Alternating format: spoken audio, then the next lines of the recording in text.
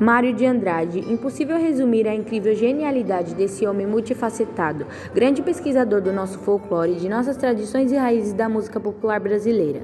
Foi um dos criadores e idealizadores do IPAN, Instituto do Patrimônio Artístico Nacional. Mário de Andrade foi um grande político, porém voltado para a área cultural. Defensor de nossa história e memória, viajou pelo Brasil para conhecer as representações do nosso povo. Encantou-se com o que viu e desejou salvar essa memória para sempre. Criou a missão de pesquisa folclórica, uma expedição que percorreu o norte e nordeste do Brasil para coletar a arte e a tradição popular brasileira.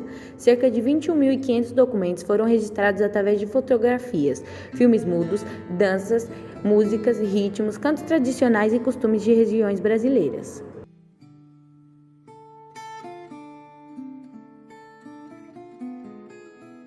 Para o grupo, a importância de Mário de Andrade no folclore não se refere somente aos estudos do folclore musical, infantil, negro e da escatologia popular, mas também por seu papel como pesquisador e investigador de campo e como orientador de novos pesquisadores do ramo.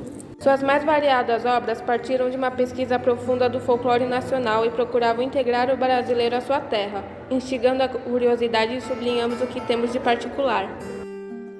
Mário de Andrade fez várias viagens pelo Brasil, com o objetivo de estudar a cultura de cada região.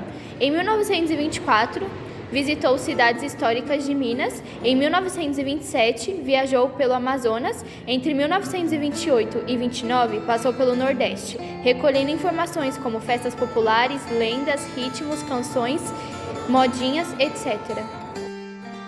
A obra Aspectos do Folclore Brasileiro simboliza parte do fundamental conhecimento que ele acumulou acerca do conjunto de tradições e costumes que integram a formação do povo brasileiro. No estudo O Folclore no Brasil, Mário empreende um amplo e profundo balanço acerca dos estudos existentes sobre o folclore no país, apontando para a necessidade de os pesquisadores posicionarem seus objetos não como algo pitoresco, mas sim cientes de estarem diante da importante missão de lidar com conhecimento de grande utilidade para a humanidade. Além disso, expõe com minúcia e com clareza todo o plano de estudo e ações que deveria ser conduzido para os que trabalham acerca do folclore no país se estruturassem de forma promissora.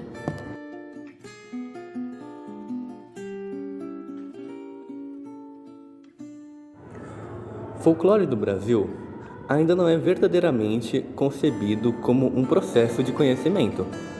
Na maioria das suas manifestações, é antes uma forma burguesa de prazer, leituras agradáveis, audições de passatempo, que consiste em aproveitar exclusivamente as artes folclóricas, no que elas podem apresentar de bonito para as classes superiores.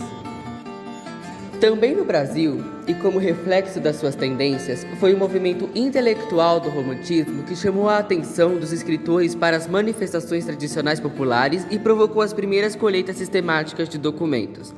Essas colheitas, organizadas em geral por críticos de literatura, poetas e jornalistas, foram dirigidas apenas para as manifestações da vida espiritual, canções, poesias, provérbios e ainda a linguística, ignorando por completo a vida material e a organização social.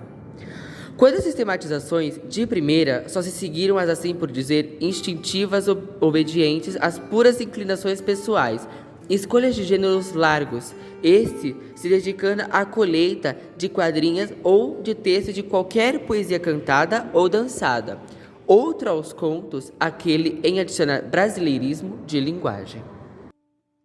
À sua maneira, sempre intensa e múltipla, Mário de Andrade abraçou a causa do folclore brasileiro em seu anseio de modernização das artes, do gosto e do fazer artístico, que almejava a inserção do país no concerto internacional das nações. Ele buscou o conhecimento das expressões culturais populares, não de qualquer expressão popular, mas em especial daquelas ditas folclóricas, consideradas tradicionais e, portanto, caracteristicamente brasileiras. A relevância da noção do folclore na arquitetura do pensamento modernista de Mário de Andrade foi bem demonstrada por Eduardo Jardim de Moraes. Ao valorizar o cosmopolitismo e o interesse de participação internacional, Mário de Andrade encontrava no folclore fundamentos não só originais, como universais para a produção contemporânea da arte e da cultura nacional. O elemento autêntico e primitivo, buscando no fato folclórico, tinha também o sentido do encontro com uma humanidade primordial, presente de forma diversa em todas as culturas humanas. Ali estariam dados a régua e o compasso para a produção inovadora da arte erudita em curso no Brasil.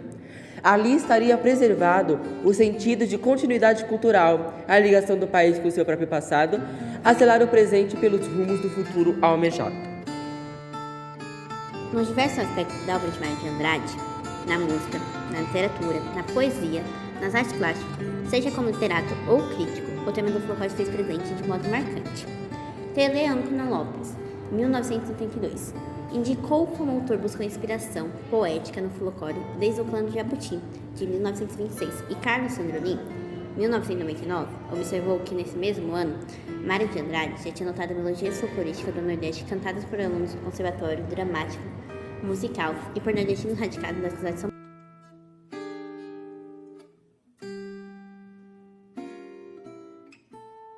Toda a obra de Mário de Andrade está em domínio público, convite instigante para nos aprofundarmos em sua poética e entendermos parte de uma complexidade magnífica.